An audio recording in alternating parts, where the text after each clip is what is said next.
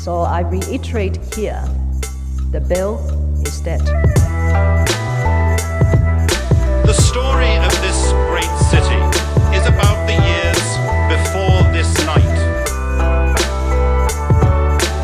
We are free! Hey everybody, welcome to Ho Ho Hong Kong. It is moi, your co-host Vivek Mabubani, along with the other twa. I thought you were going to say the other twat. I'm like, that's a strong starter. Whoa. Literally part of my French. I am the other Mohammed Magdi right here in beautiful Hong Kong. And we're still live. We're still going out. Woohoo! Yay, look at us. Again, by the time you hear this, that might be changed. Vivek, did you hear rumors that people, like, they might just have, like, martial law, basically? Yeah, right? The full lockdown thing? Yeah. I'm like, you know what? At this point, I'm just like, I'm actually interested to see them execute that. Like, I want to see how they're going to stumble through this stuff. Like, I want to see all their friends be like, but I want to go to 7-Eleven and get a drink. Yeah. There's no 7-Eleven. What's going on? Oh. Yeah. I mean, old ladies haggling with, like, army guys. Like, Yeah. I need to buy the fresh tomatoes before 9 a.m. And just imagine all the married couples, especially the older ones, who usually the husband goes to the park. Yeah. Like, the wife is maybe, like, doing exercise and with he's her stuck friends. at home with her, and she's, like, getting angry. Yeah, she's like, you don't even play mahjong. Why are you here? You remember when I was telling the story in the podcast when the taxi driver was sadly murdered, and during the day when I was trying to walk my dog and you cordoned off the whole area, the only ones who were pushing back are the old ladies because they want to catch the fresh fruit market. It's amazing.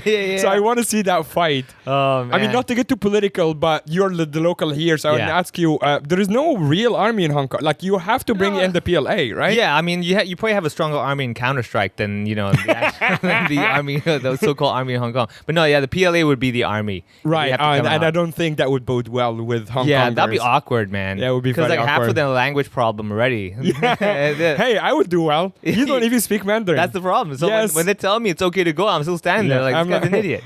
and I would hear like, Koi. I'm like, woohoo. Yeah, Koi, man. How do people find you online, by the way? They can find me, basically go to @FunnyVivek pretty much everywhere. If you don't see content, it's because I haven't put anything there yet. Yeah, but same. yeah, that's probably me. Yeah, you can follow us and hope that someday we'll get content up before VPN is required to see our content. I am at the other Muhammad on Instagram. I have been posting quite a bit of like silly stuff because we talked about it on the podcast before. I can't really write if there's nothing to write for. Yeah. So I've been just posting, like, here's a funny sign I saw. How bad is this English and stuff like that. Let's laugh together. But follow me. It's quite a fun follow. And then I also sometimes post surveys and stuff like that. I even tried like the live streaming thing the other night. Oh, how did that go? It was all right. I mean, I wanted to test out the technology and all that. So that was cool. I did a Cantonese live thing last night just to give it a shot and see what happens. Tell our Cantonese audience, like, how do people tune in? Like, what is the show about? You want me to say that in Cantonese? No. But so wait, they're going to watch my Cantonese show in Cantonese, but I can't tell them about it in Cantonese? No, because that's gold. Anyway, just go to Facebook. English is the language of Jesus. Yeah, Jesus. All right, so just go to Facebook and find out Funny Vivek, and that's where my live will happen. I'm going to do it weekly for now and just see what happens, because I really was running into a wall of just like, I need to try this material somehow, somewhere. Even if it's to a camera, I'll take it. Yeah. Anyway, so there are more important audiences that we want to talk about, I mean, we have been having a lot of support over at Patreon. If you're not following the Patreon, patreon.com/hohopod. HoHoHKPod. I don't know. I will post it in HoHoPod. Yes. But since a few weeks ago, we have been getting a lot of support messages, and every single week we have been racking up a few Patreon subscribers. So I would like to give a shout out to everybody who's supporting us on Patreon. We have some new subscribers this week. We have a Cobal Loud. We have A Grain Doll, who sent an email, a very nice email. Wait, is Cobal COWBALL? Yes. Dude, that guy was watching my live last night. Really? Yeah. That's awesome. Nice. Okay, thank you. Thank you so much, Cobal. We have A Grain Doll, who sent us a really, really sweet email. I didn't get his permission to read out the email, but thank you so much. Andrea, Richie, and Timmy. Those are new Patreons since last week. Thank you so much for all the support. We're actually gearing up. This is episode, I think, 91 now or 92. We're gearing up to the 100th episode.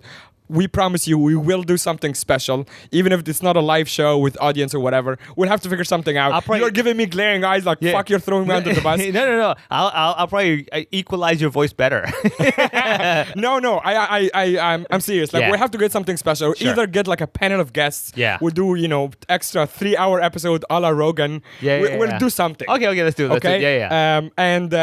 One more thing. We are also we have Buy Me a Coffee, which is Buy Me a Coffee or buy Vivek masala chai latte. Yay. Because I'm racist. Yay. And that's Buy Me a Coffee / Pod. So if you wanna throw, it's basically a tip jar. And if you're enjoying this, and one last thing, we're starting to print Hong Kong t-shirts again. So if you'd like one, we're basically selling it at cost. We're not selling it, we're giving it to you at cost. So we're doing a bunch of them, and if you'd like one, just reach out to Vivek or me and we're just gonna give you one. I think the cost, it depends on how many we give to a print shop, but it's like 120 120 Hong Kong dollar. It's as I said, it's a cost. Just let us know. We just like to kind of have the word out there. Yeah. And some of the fans like to have the t-shirt, so just let us know. And let's get to our guest. This is a little strange because if you look at the last like 10 episodes or something, you'll see 3 or 4 of them who are kind of about like businesses dying or like people getting in trouble. Yeah. And this is not on purpose. It's just like what the scene in Hong Kong is like right now. No, we've tried. We've looked around town. We're like, is any business not dying? Right. And we're like, no, everything is in trouble now. So literally, we're at a point like, what business is thriving other than, I don't know, COVID test kits? Yeah. Is anyone making money off that? Yeah. I mean, Prenetics and stuff is like going IPOing. The test kits, because we're getting it for free, right? Oh, well, someone's buying it, obviously, and just giving that. Anyway, whatever. Let's get back to this. I think for today's guest, I think it came to a point where I'm like, all right, this is the line. The line is one of my favorite, if not my favorite, venue in town.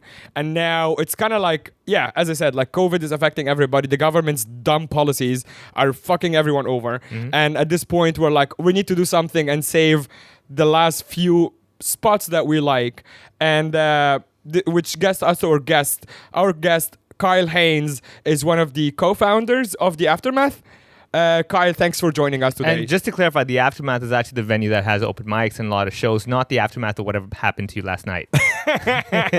One of the reasons of The Aftermath and why you feel like shit today, Kyle Haynes. The Aftermath is a venue on Hollywood Road. Obviously, if you have been going out in Hong Kong anytime in the last few years, you must have stumbled in after, or before, rather, what's that club around the corner? The La Boudoir?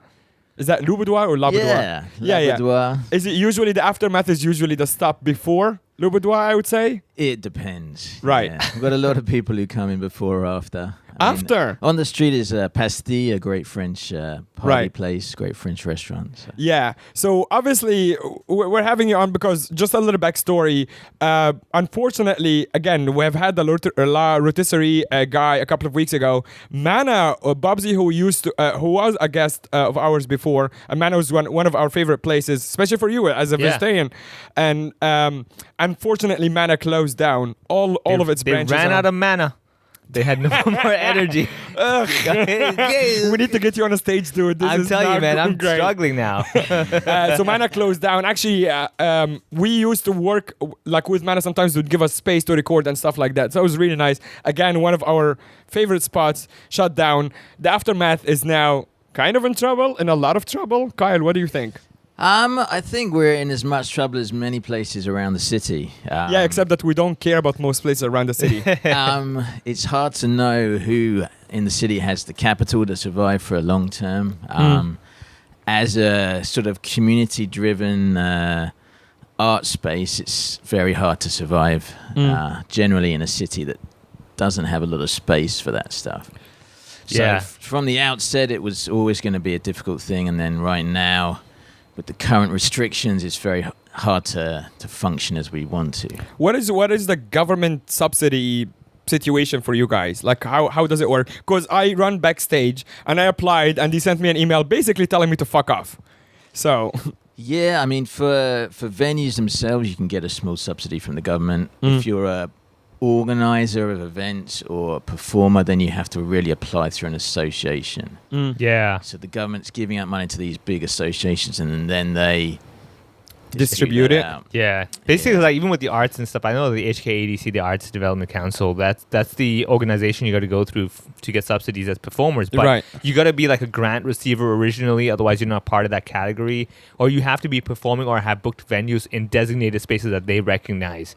So that's Right. why we don't. But you qualify worked that. with the Philharmonic before. Yeah, but that was way back. That wasn't during January and stuff when they shut stuff down. Ah. You get it? So it's really awkward. It's like you have to have had a show booked at that time. We were actually going to book a show for Valentine's in the Arts Center in Wanchai. Yeah. But we were like, let's wait and see. Let's not be dumb. and You book should it. have just booked it I know, anyway. right? Right, yeah. Like they're encouraging you to they're encouraging you to be like them. yeah. Be stupid. Yeah, I mean, there's things that you don't get taught.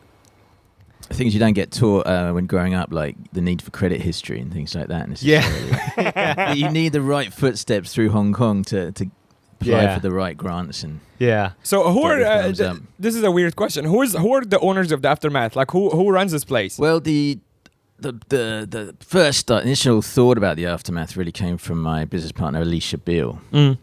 So I've known her for many years. We used to work together both as teachers. So you both met in Hong Kong. Yeah, I actually interviewed her for a job. That's cool. And the day after the interview, I was at a live music event, and then she walked in. I was like, "Oh, Here you are again. Yeah. yeah." So she'd come to me and said, "Would you fancy joining together and opening a live music venue?" And I thought, yes, but we needed more investment, and she managed to get different investors. So there's 10 investors in total. Okay. Mostly friends, acquaintances.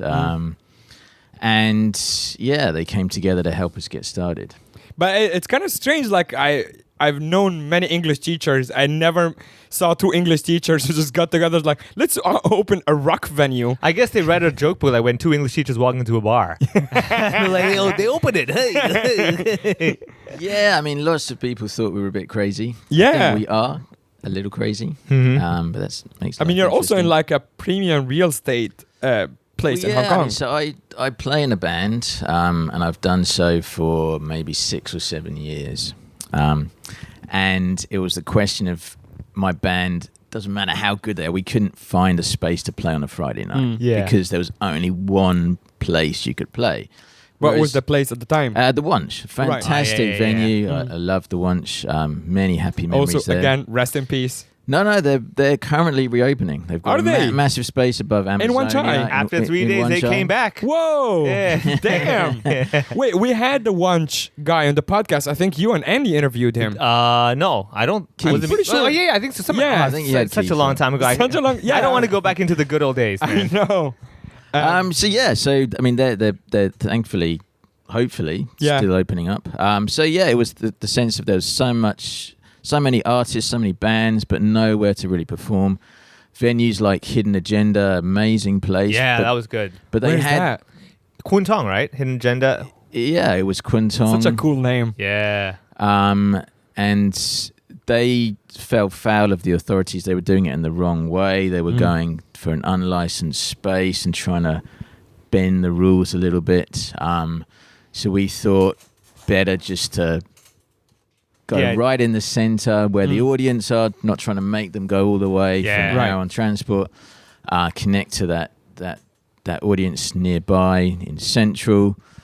Be slightly different from Wanchai, and create the space for live music. Weren't you worried that you're not on street level? Because the Aftermath is obviously in a basement and there is no real sign on the street level. Yeah, I mean, we looked at not just Central, we looked at lots of different spaces to try and find a place big enough that's affordable enough is difficult. So we looked at some places on the street and you're going to pay four times as much.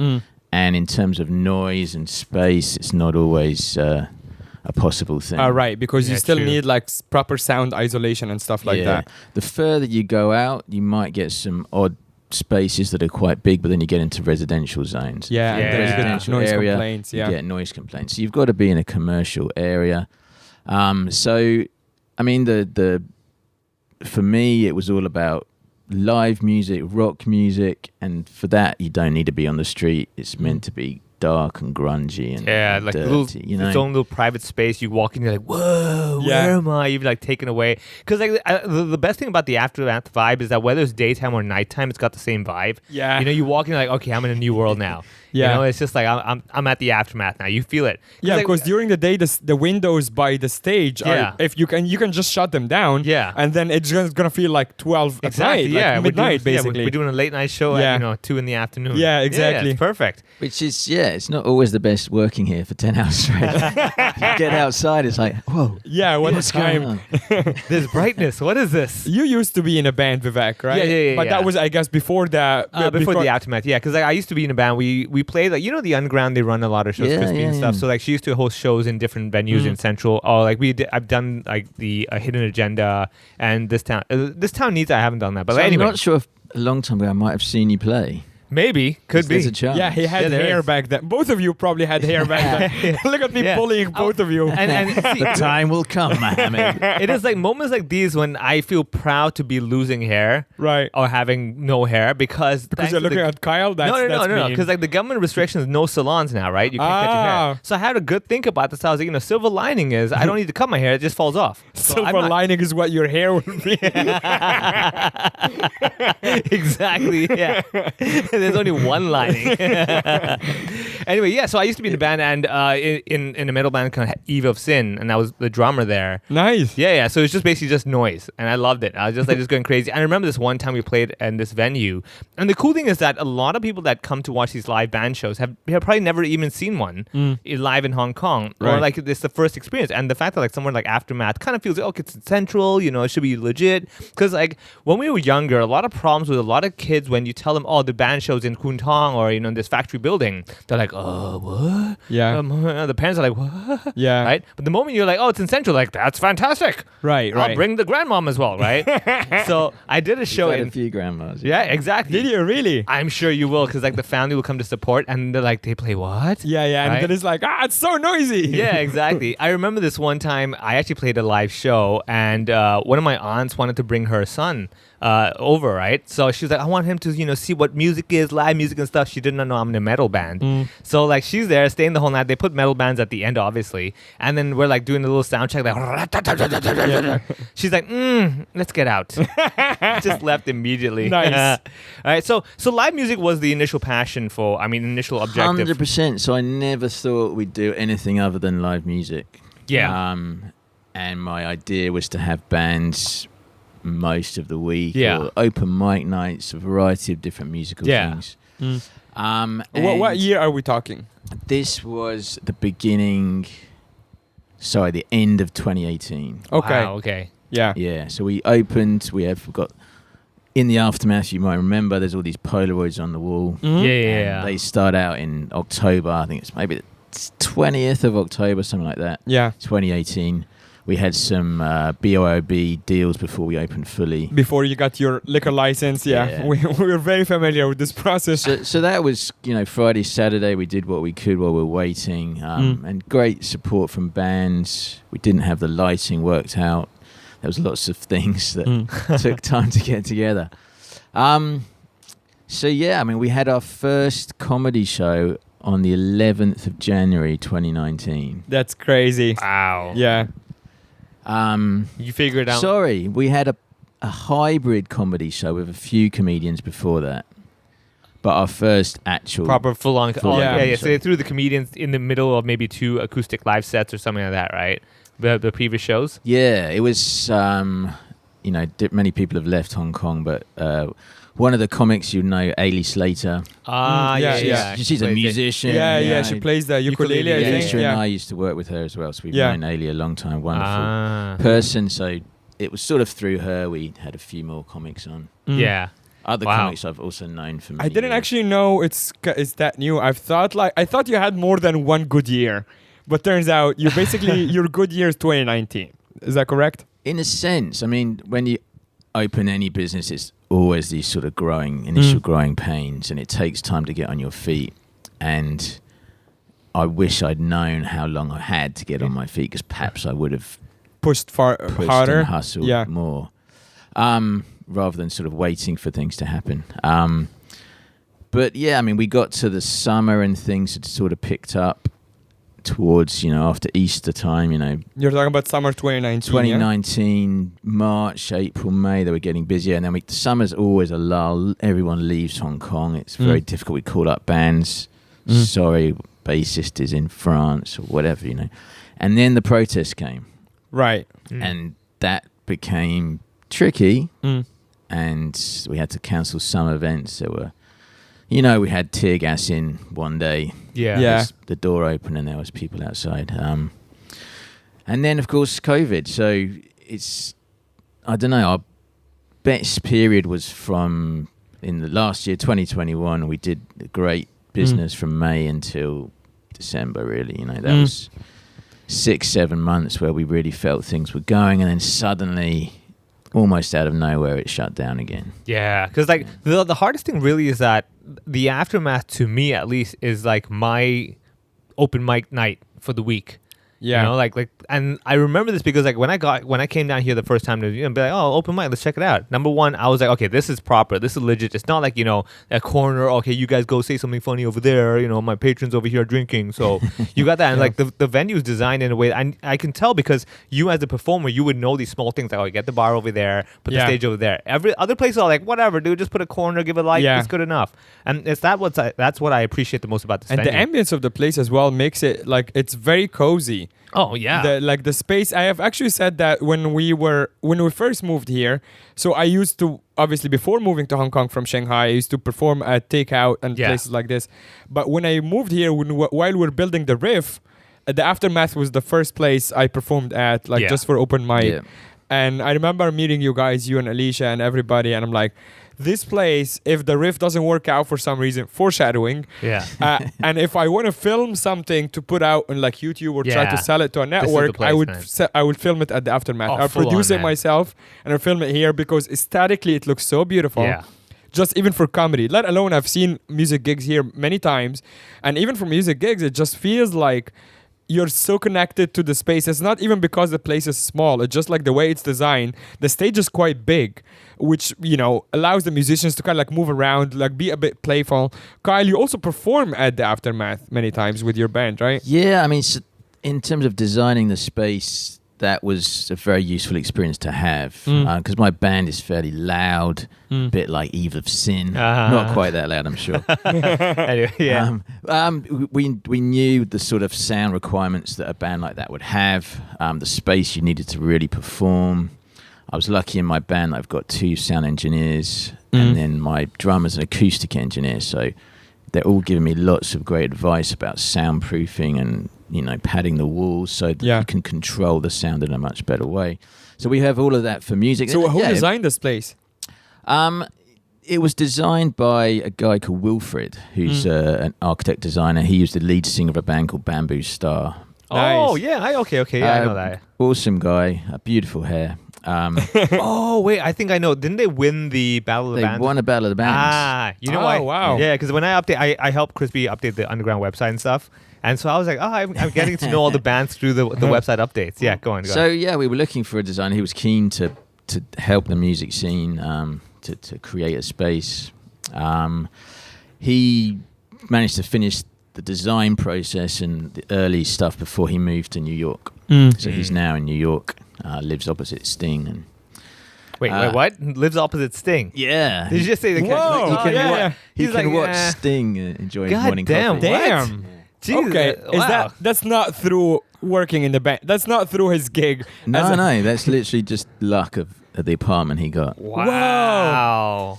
I heard he had a massive dong. Is that true? Maybe we should ask him. I think he might have told me that. Every time he puts it in, someone is like, "That's a stinger." Hey, that's got a sting. Hey. So he did some design where we met a good contractor that helped us keep the costs down. And then, we had, a tattoo art fest. We had art on the wall from a local tattoo artist, Jacob Tang, who's now moved to the UK. And then other aesthetic sort of measures. So it all came together. So, I was lucky in my band to have advice from these people. But then, make the stage, the sound good for music. Then, of course, for comedy, it fits perfectly, right? You've got the space to move around. Yeah. You can really get people to focus on the performance. Okay, in hindsight, aside obviously something like COVID, no one would have predicted. But in hindsight, if you go back in time, knowing that this is gonna happen, what would you have changed differently in terms of maybe scheduling or like things that you could have done maybe during the day? I'm thinking, reflecting on the Riff time, right? Because I'm like, the Riff, we had this beautiful, huge space, and I'm like, we could have obviously we didn't have any time at all, but if we had some time with it, we could have pushed harder to make it like a proper restaurant or like a hangout spot, with board games, with a proper coffee shop, maybe invested in a really nice coffee machine, something like this. What would you have done differently? It's a tricky question. There's so many things, I guess. We've been lucky enough to have some music drama groups rent the space for lessons during the holiday time when kids can come in a bit earlier. I think we've had a few issues with our kitchen. So yeah, to get a more consistent restaurant, to get people coming down for food. We're not on the ground level. It's very hard to convince people to come into a basement when it's a nice day outside, or even for a happy hour. Yeah. Unless we have something on the stage, another reason for people to come. That's been the tricky. Yeah, I mean the trick to get people to come to your venue is just have a line outside. Just like literally get like comics. You want to go an open mic, go line out outside. That's funny. Yeah, because people would just like follow the lines. Yeah, like, what is in here? This is supposed to be awesome. Let me go check it out. Yeah. You can have some volunteers or like people you pay like $100 an hour or something, and just line up outside. Open mic night. Whoever's like after slot number 8's got to go stand outside and line up. Yeah. And then people will be like, "What is in here?" Yeah. And then you're like, "This amazing happy hour and free comedy." Yeah. And you're like, "Woo!" So you're saying that you could have focused more on the kitchen being consistent? Yeah, I mean, with each of the closures, it's all about navigating the restrictions and seeing what you can do. So this time last year, I guess, we were still doing comedy events. And if anyone asked me, I'd say comedy saved us. Have been able to do those different events each week, whether it's the open mic or having sort of ticketed shows, mostly ran by Tambi. Yeah. So we got a complaint early on, or late, I don't know, 2020 maybe, when someone complained we were having live performances when we were having comedy. This is a time when live performances were shut off. But everywhere else was still doing comedy. So we felt a bit targeted, Yeah, that's not so we fair. stopped for a while, and then we had just to restart and go with the flow. Now, of course, no comedy at all. So for anybody, if it makes you happy, Kyle. Sorry. You're finally like, yay, we're in it together. We're all screwed. Woohoo! I should never have written that letter to Carrie. So we can do quizzes. We've had quizzes recently. We've got all sorts of other things that aren't live performances. Let me try to understand the licensing a little bit, because the Aftermath is still a private space. Like how it's a private members club, so people have come in and they've been added to our membership. So you are both members. Yeah. Right.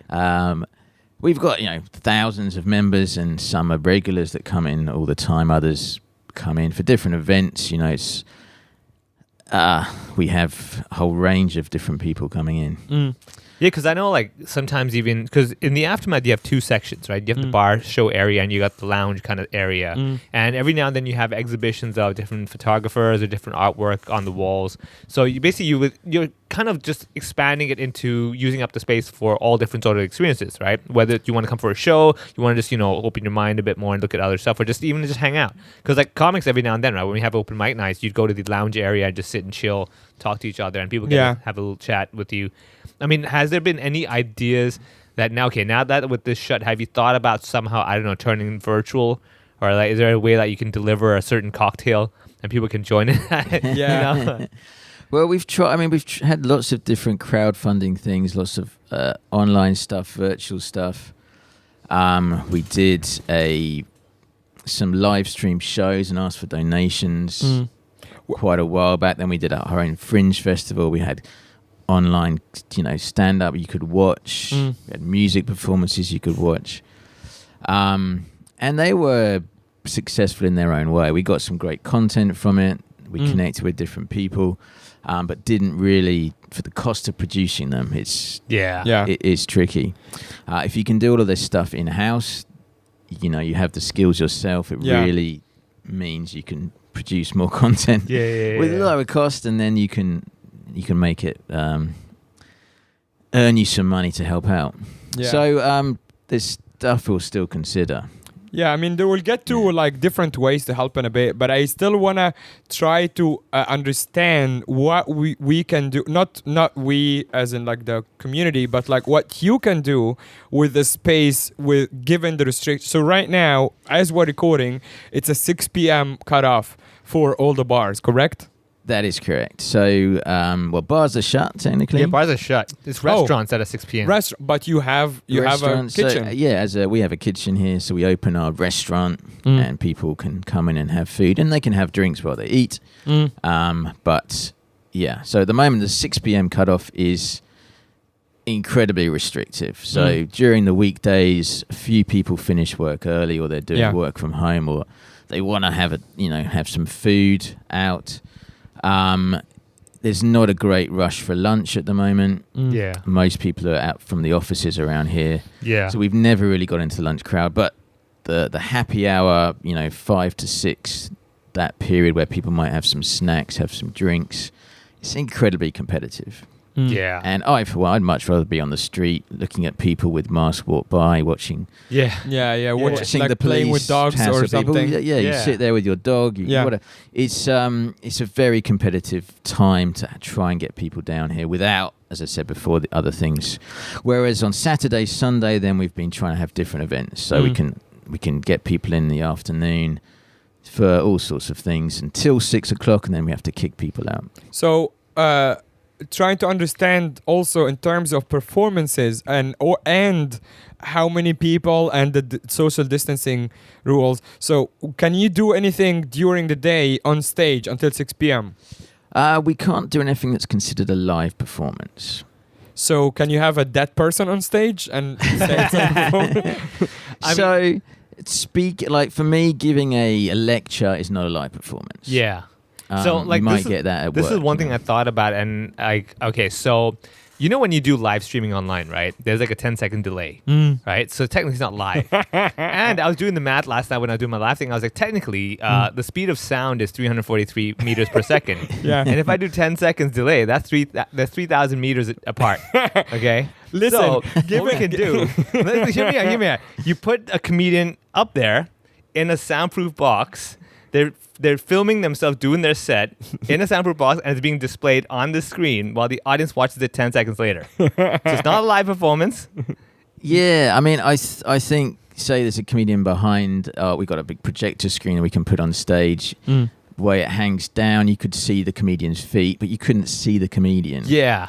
And it's a bit like Schrodinger's cat. Like, is the comedian actually there? Now it's becoming like a terrible magic show. Yeah.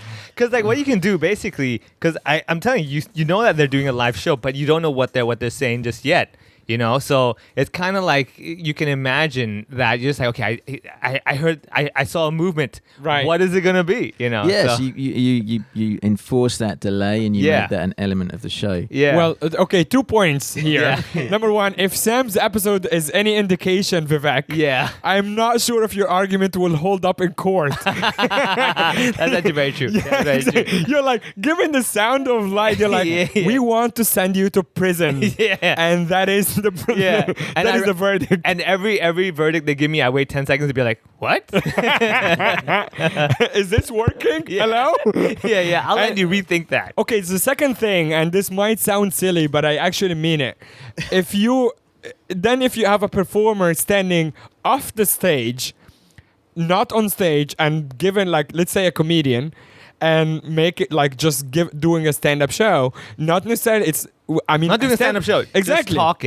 Just talking, and funny. People happen to find the things he or she are saying are funny.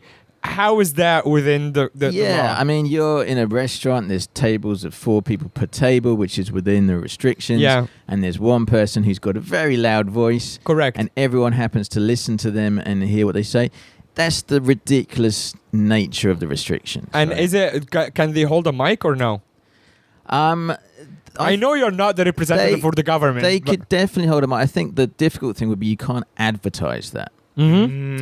So you'd have to advertise by word of mouth underground, and you still run the risk because if anyone gets wind of something that is being even casually advertised, they will find a way to say, actually, no, you've broken this rule, or this person's not got a mask. Do you know what I mean? Right. If they want to, they will shut it down. So, I think I know some comedy promoters that would be perfect for this. Like they're terrible at advertising their gigs, so like you get them to run the show. I'm like, dude, I trust you. Yeah. No one's gonna know about it. It's gonna Right. be great. But actually, do what you did last time. Remember that show had no people? I want you to do the same tactic. Yeah. This time it's gonna work.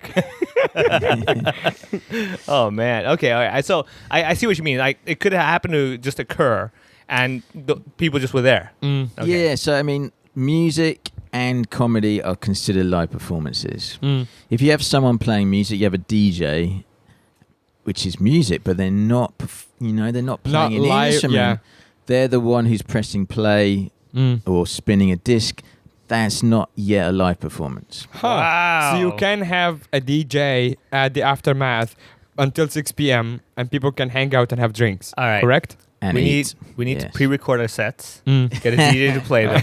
All right. Yeah, and you If just... you want to audition. Oh, how about we pre-record the sets, have someone play, and then you stand off stage Yeah. and mime the set. And no, you absorb the laughter that you receive from your bit. Right. You're just standing there going, voila. Yeah, you're like, that was mine. Did you like that? You do that. I mean, that's the thing, yeah, pre-recorded content where the artist is then watching it with the audience. Yeah. And the audience can still heckle you. yeah. And you can still reply to that in a just casually sitting in a restaurant style way. My gears are turning. I'm already like, Well, I'm like, wait a that's- second. I mean, hold on. it's good to brainstorm things. You've got to be creative. You've got to think a way around. Yeah. But then it's at the end of the day, you've got to make sure you have people coming in who are Okay, buying, so- Yeah. buying drinks. Yeah, on the brainstorming thing.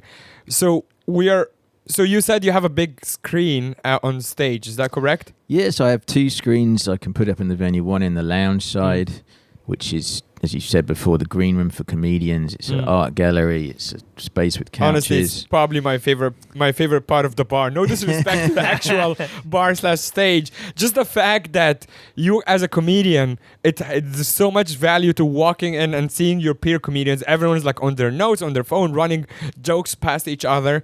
It's just like you're already in the right headspace as soon as you walk in, because people who haven't come here before, the lounge space is right in front of the entry door, and it's just like on Tuesdays, normal times, Tuesdays 8 p.m. is the open mic, 8:30 I think, and we are usually, the comedians are there from 7:30, 8 p.m. We're all lounging around, just looking at our notes. It's just like romantically, like when you look at like the big, like the Comedy Store and the Comedy Cellar and stuff like that, and if you've seen them in movies or stuff, you always see the comedians just like hunching over their notes. This is what is happening at the Aftermath Yeah. open mic, and it's super cool. Yeah. But going back to what we can do, so okay, with the screen on stage, can you advertise showing movies?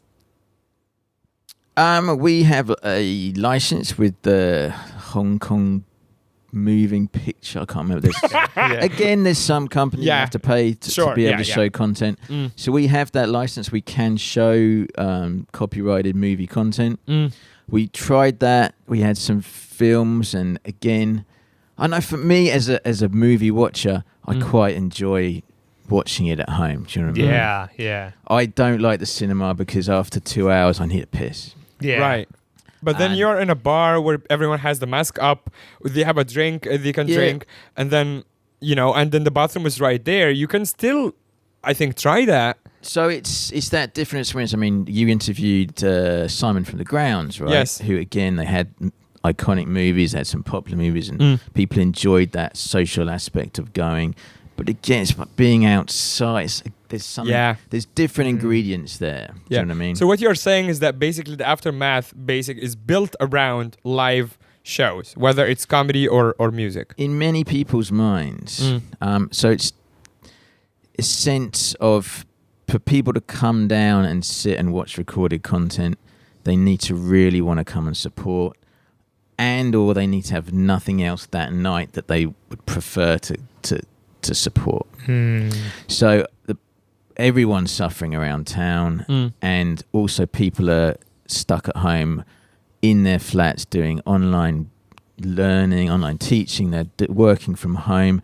They want to get outside, and they want perhaps an experience that's more different than Sitting at home and looking at a screen. Yeah, not the 9 to screen, 5 yeah. experience. So Okay, that makes Okay, sense. so- screen time is something people are. Idea number 2.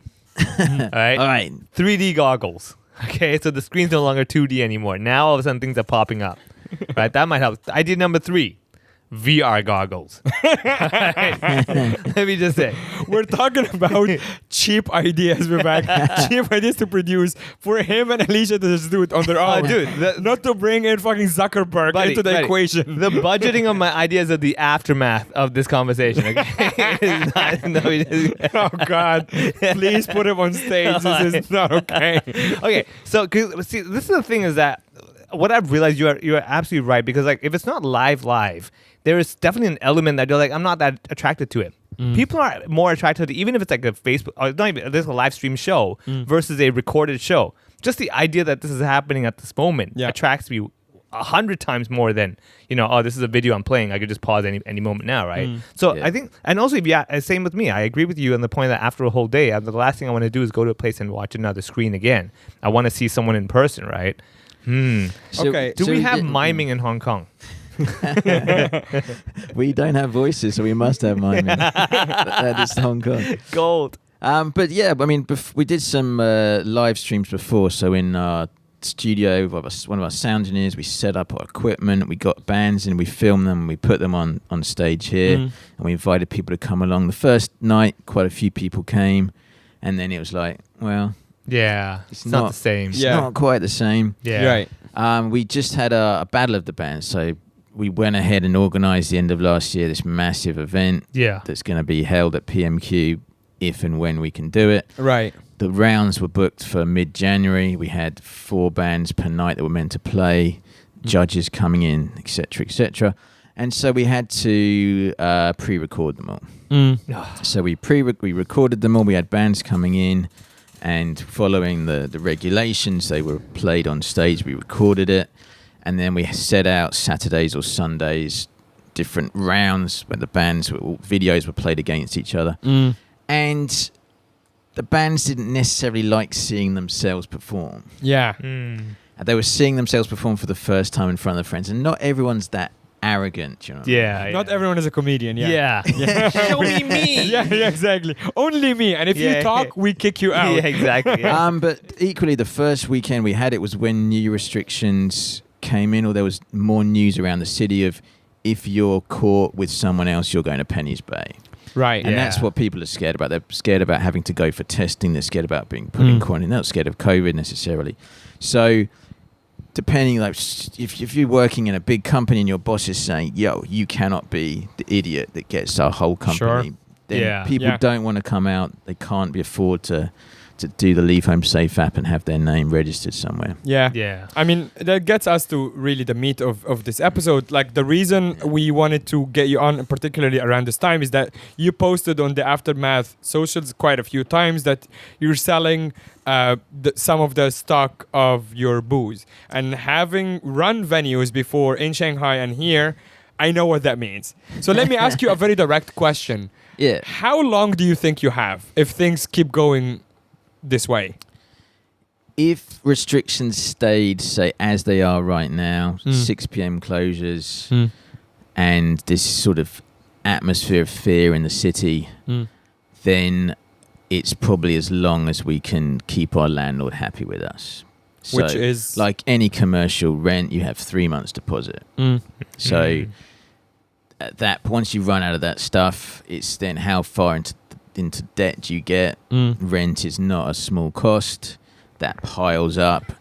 And, you know, I hear of different venues who've not paid rent for 6 months, and then they owe the landlord, you know, Millions, Yeah. whatever. Yeah. different places. Yeah, they've ended up owing millions. Yeah.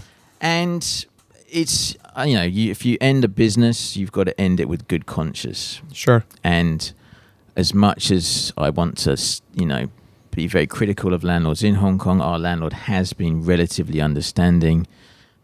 He's not able to give us massive reductions, but perhaps done his best. It seems like he might have done. So I don't want to be in a place where he's out of pocket, right? You sign an agreement with suppliers. You agree to pay for the goods that you've purchased. You have staff. You have to pay their salaries. You hear of businesses shutting down. They haven't paid their staff for 3 months. It's like, Yeah, that's cruel. what man. sort of a manager, what sort of boss can do that to people? So you've got to end with a good conscience. So yeah, I mean, arguably with these restrictions, it could be 3 months, depending what's going. So you've got to stay relevant, right? Say in 3 months' time things open up. Yeah. You've got to be on people's minds. Yeah. As you say, for comedians, you're not able to write jokes, but you're posting whatever you can on your social media. You're trying to stay relative and relevant. So yeah, I mean, we've got stock here that we're naturally not going to be selling, given It also has expiry date. business. And yeah, I mean, none of it's close to expiry. I mean, the stuff that will expire first is our wonderful craft beer. We have craft beer from Yardley Brothers, Heroes, local breweries.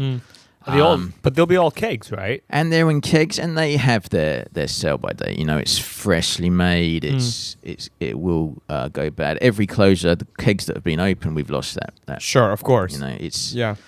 so wine lasts longer, liquor lasts longer. So we're selling some of our great wines that we have that people have enjoyed in the bar.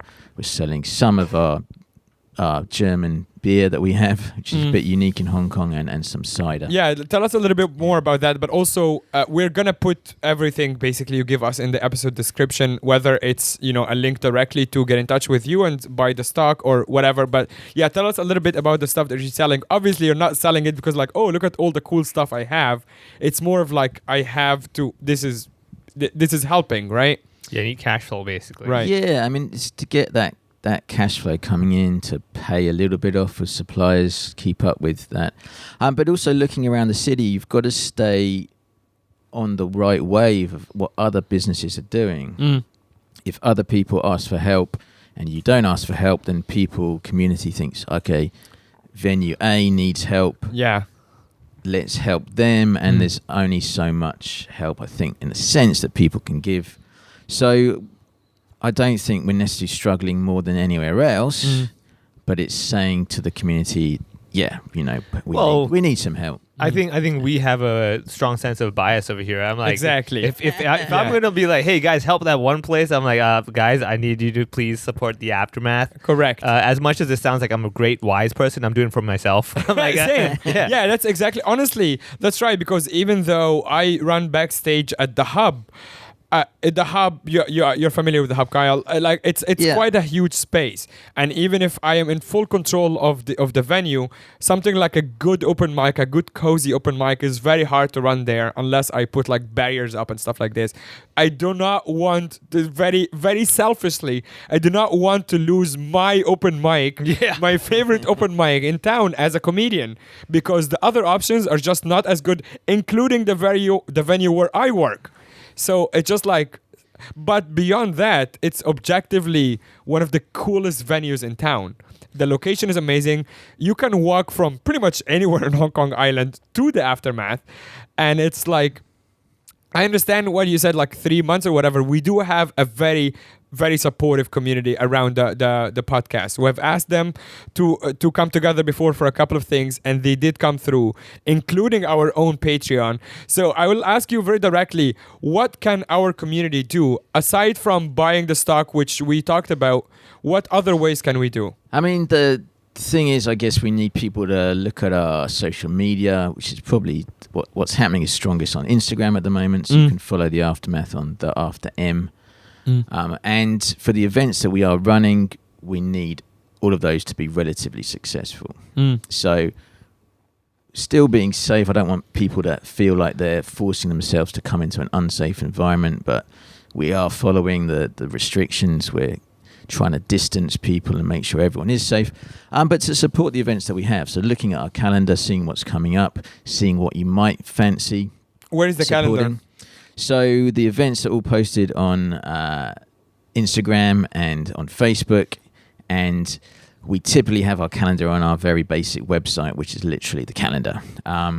Is it called thecalendar.com? I will freely admit is not updated. That's fine. So basically, It's living in the past. look at the socials. Basically, It's difficult because week in without things get cancelled. So generally, at the moment we've been running quizzes on different topics. Yesterday was a sci-fi quiz, which was a load of fun. yeah, Unfortunately, one team cancelled because they had to go for testing. There's all understandable things. Later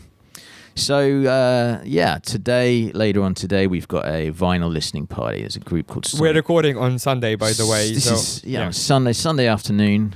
Sonic Aviators will be coming in as a vinyl listening party. So lots of people are very keen on vinyl, and they'll be sharing. Yeah. So basically, people following the socials, finding out events, and if they can come in and support as many events as they can.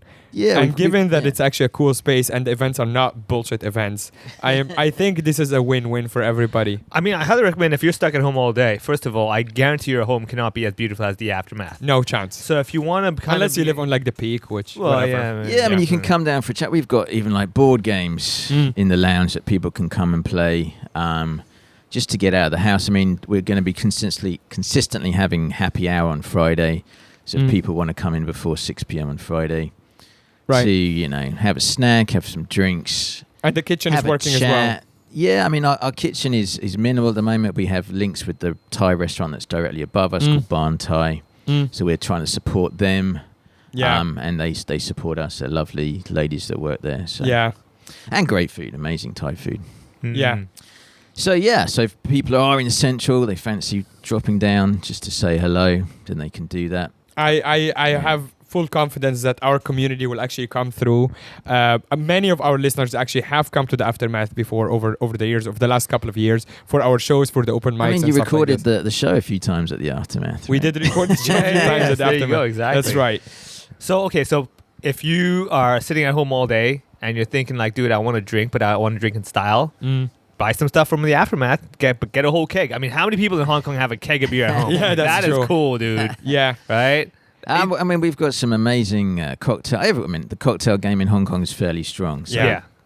but we have some great cocktails, some great craft beers that you can enjoy if you come down, or you can take away some wine or some beer or some whatever, some cider. Yeah. You can have a glass here and take the whole bottle home. Yeah. Hey, look at that, right? Why That's a not? good idea. Right? Yeah. I mean, overall, what I can say is that we will do our absolute best to not let the Aftermath be another casualty of whatever the fuck is happening in the city. We will not let this happen, and I know the community will not let this happen because this is such a cool space. And honestly, we're not gonna get another Aftermath. It's just like it won't happen. I mean, my hope is obviously things improve and we get multiple Aftermaths that aren't necessarily owned and run by us, but just alternatives. I mean, every community is really an ecosystem, and ecosystems thrive by having enough diversity. You need open mics for shows to happen, right? You need programs where young people are learning to do comedy. So Vivek, you brought in a young comedian however many months ago. And there needs to be this whole system of in place, grassroots, massive shows. You need international comedians coming in and inspiring people.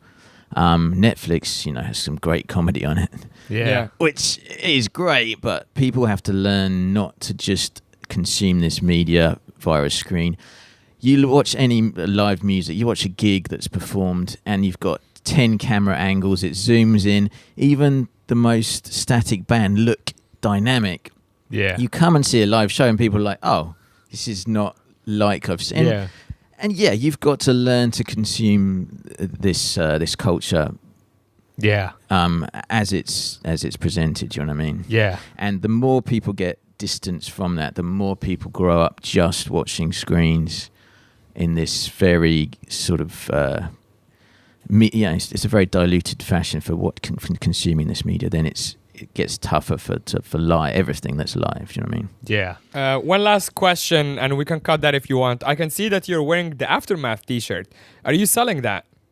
We are. I mean, we've got merchandise that's available on Bandcamp. There you go. So we're going to put the link to that in the We've got description. T-shirts, tote bags. Perfect. Actually, again, our community loves t-shirts. We have had people who buy the Chaotic Hong Kong expats. Obviously, Cassie and Garen have been on the podcast many times. Chaotic has its own merch. We have our own merch. Yeah. And then also buy the Aftermath t-shirt. So whatever link you have, give it to us or put it in the description. Thank So you guys can just go in the description and buy the Aftermath t-shirts. It's actually a pretty cool t-shirt. And Carl, thank you so much for coming on. We will have you back on when we're actually having shows, and then we can do something live together. Maybe our 100th episode, maybe something down the line. But we'll keep this fucking place alive. Thank you so much for your help. It's been great being on the podcast and seeing you both again after so long. Cheers, man. Thank you.